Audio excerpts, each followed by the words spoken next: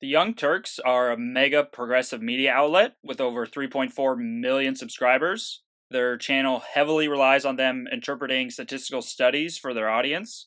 Let's take a look at what happens when you combine little to no subject knowledge with the arrogance of knowing you are correct. With the top 5 Young Turks fails, statistical studies. In at number 5, we have fat people are more likely to be fat. Take it away, Anna. UCLA researchers wanted to see what the ramifications would be if you tell young girls under the age of 10 that they're fat, if you are fat shaming them. The researchers focused on 10-year-old girls who were called fat by people close to them and found they were more likely to be at an unhealthy body weight by age 19 compared to other girls who were never shamed. I think that this study is really fascinating.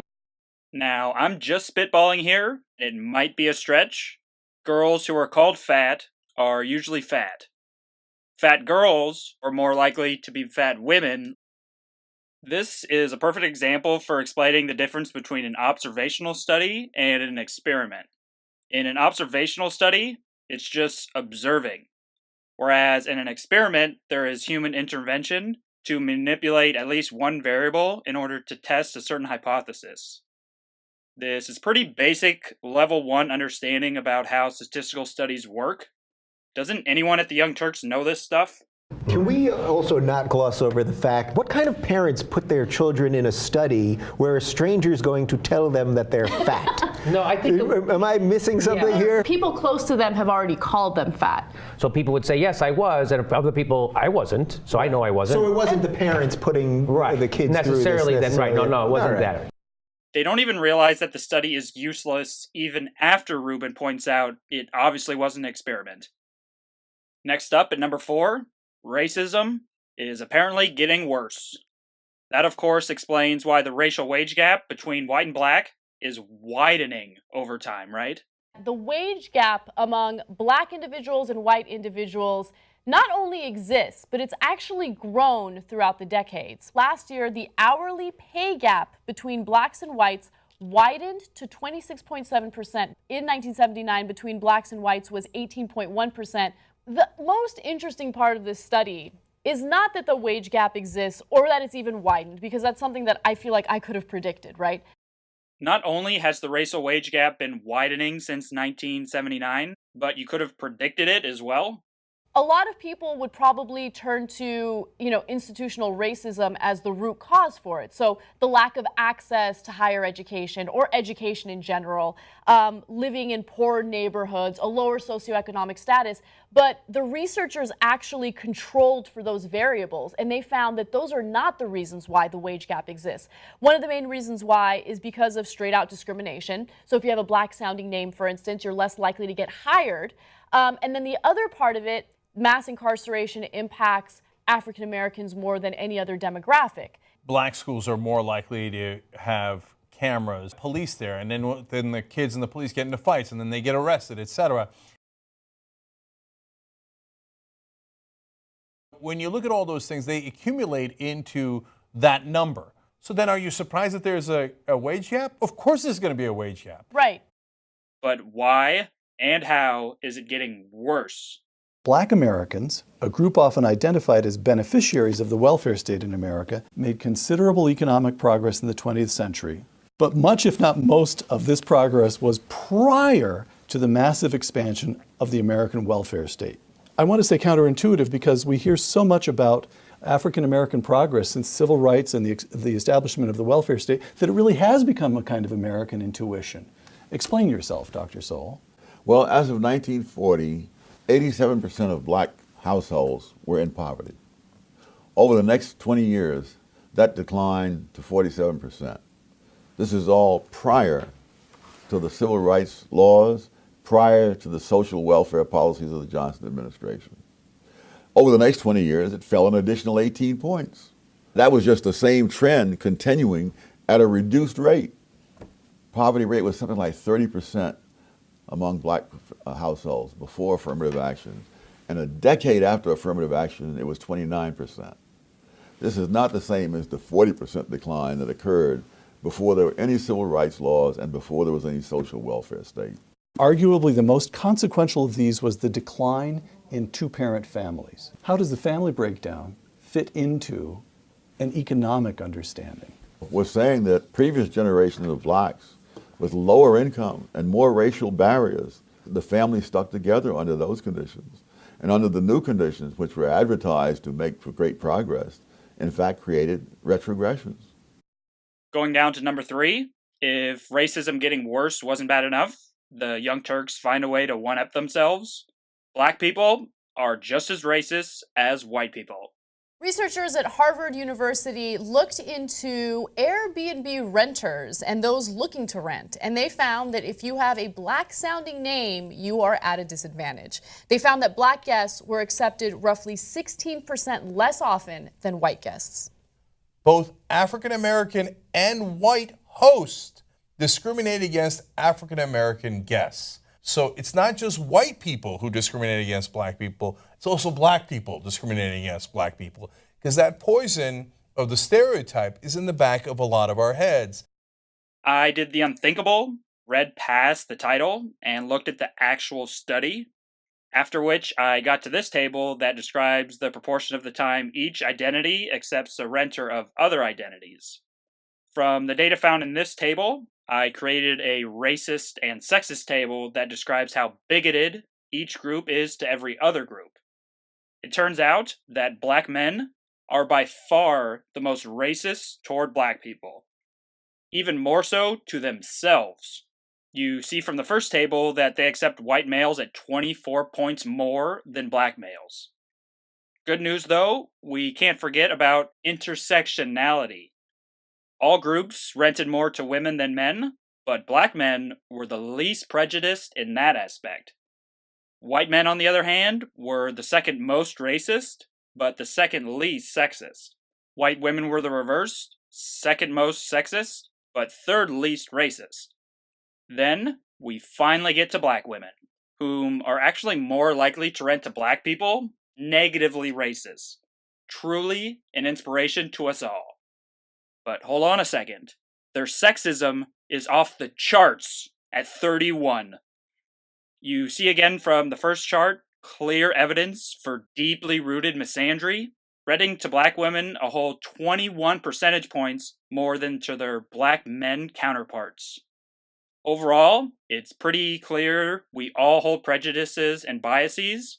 It's just in different ways, and we all have certain ways to improve upon being more inclusive. Ha! Gay! That's enough about race. On to number 2. Criminals commit less crime. We're going to show you some actual information about both the rates of crime of undocumented immigrants compared with American citizens. Immigrants to the U.S. are far less likely to wind up in the criminal justice system than native-born Americans, according to data from the 2010 American Community Survey. 3.3% of males between the ages of 18 and 39 who were born in the U.S. have been incarcerated. That's compared to only 1.6% of immigrants in the same age range. That is amazing. How is that not front-page news? Undocumented immigrants, undocumented immigrants, undocumented immigrants. Next, I need an extremely complicated diagram to illustrate my next point of why native-born Americans might have a lower incarceration rate in the U.S. than legal immigrants. This is Billy. He is born in the U.S. This is Bob. He is born in Mexico. 20 years go by where Billy could have been incarcerated in the U.S., while Bob could not have since he did not live there.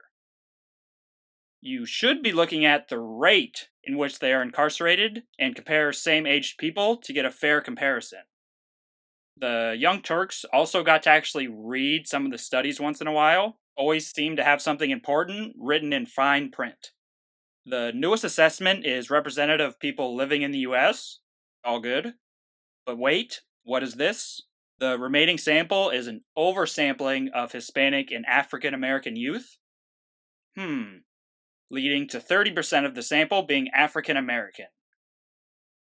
Oh, by the way, they also have the crime self-reported. That's right, they ask immigrants and first-generation immigrants in this study if they have been involved with the police. Few have done that because it's stupid. the immigrants are more likely to lie because they don't want people to know and possibly get deported. They say they do this because of the influence of discrimination and driving while brown, probably found out from a previous study they conducted. So not only is your statistic completely useless on its face, since immigrants immigrate here, the study oversampled blacks and Hispanics, and it relied on self-reporting. On top of all that, it was about legal immigrants only, not at all illegal ones. But does all this stop the Young Turks from going on a tangent about undocumented immigrants? People who enter the United States illegally are leaving everything that they know behind, including their friends and their families in a lot of cases. They're trying to stay out of trouble. I'm very curious to see what percentage of those who do get incarcerated because they entered the country illegally. Exactly. I mean, if you were to take those out, it might be that 1.6 would drop down even farther. For those who like to speak out against immigrants in the United States, keep in mind that for the vast majority of them, they don't care about the data and they don't care about the evidence. Yeah. This evidence means nothing to them. You think they don't know this stuff? They know this stuff. But what they see... I default to them not knowing much of anything. I mean, I think some of this I think that's a very comfortable them. thing to believe, right? Because we want to believe, oh, it's ignorance. But I don't think it's ignorance. I think this is more about hate than anything else. Sorry to break it to you, but crime, especially violent crime, is disproportionately committed by 1. Men, 2. Youth, 3. Blacks and Hispanics, 4. Undocumented immigrants, not plain immigrants, illegals. You don't have a problem with the first two, only the latter, because you consider the findings inconveniently racist. In at number 1, this one is a doozy. Abortion leads to less abortion. Don't worry, this isn't a morality argument. It's a pure statistical argument about the abortion trend. Let's be enlightened about how the Roe v. Wade decision in 1973, the law that legalized abortion federally, actually helped lead to decrease in the abortion rate. The Guttmacher Institute released statistics indicating that abortion has actually decreased significantly in the U.S. This is the graph from their study. You clearly see the trend started off increasing rapidly, almost doubling in 7 years, right after the decision went through. Then in around 1980, actually changed directions, steadily declining continuously for the next 35 years. Legalizing abortion, leading to a lower abortion rate, not only goes against common sense, the data from their actual study is hinting the exact opposite. This is, of course, all irrelevant. All the Young Turks need is a super convoluted, incredibly misleading title that goes along with their pro-choice agenda. There we go. Clear evidence the decision in the implementation of Planned Parenthood policies from 1973 led to decreasing the abortion rate. So first, let me give you the numbers, and then I'll analyze it for you a little bit. Guttmacher found that between 2008 and 2011, the national abortion rate declined by 13%. So that's pretty significant. Another thing to also keep in mind is the abortion rate declined because less women were getting pregnant. Less women were getting pregnant because Obama made contraception more available and more accessible to everyone who wishes to use it. Thanks, Obama. Thanks, Obama. Of course! How could I have not seen it before? The decrease in the abortion rate was clearly due to Obama! If any presidential policies have evidence that they helped lead to decreasing the abortion rate, it would be back when the trend totally reversed, which was in 1981. Thanks, Ronald Reagan. The right wing has used this information and they've twisted it in a way to suit their political agenda. Yeah, you got me. That would be kind of biased of me if I left it there. A pretty strong incentive happened around that time that would really want you to practice safe sex or stay abstinent.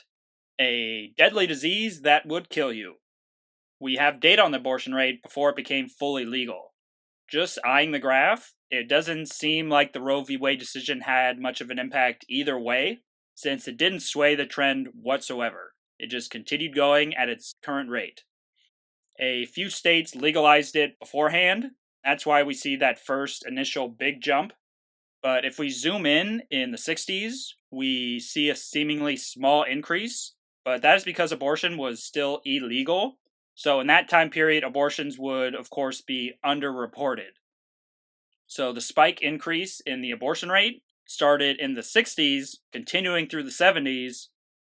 Those 2 decades were known for something, right? Yes.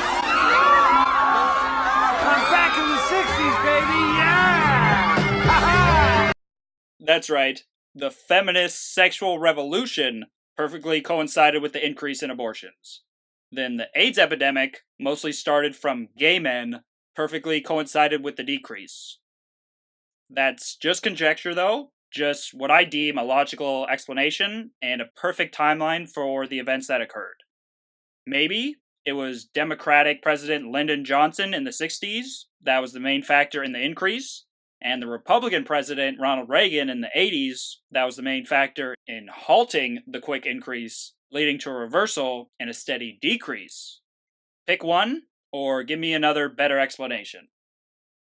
The Guttmacher Institute, who performed the study, has been aligned with Planned Parenthood for decades. That is what is referred to as bias. The more the plans fail, the more the planners plan. You should not take any analysis the Guttmacher Institute does seriously, or Planned Parenthood, but I think that's even more obvious, and be very skeptical of everything they put out. The Guttmacher Institute, which is, of course, a pro-choice organization. I'll give you one more fact. The Guttmacher Institute. Another study done by the Guttmacher Institute, and they found that 98% of Catholic women use the contraceptions that they're told not to use by the Catholic Church. So pretty much every single Catholic woman. I was going to say, who are those 2% of nuns that don't? It's like, it's really, so 98%, that's a major finding.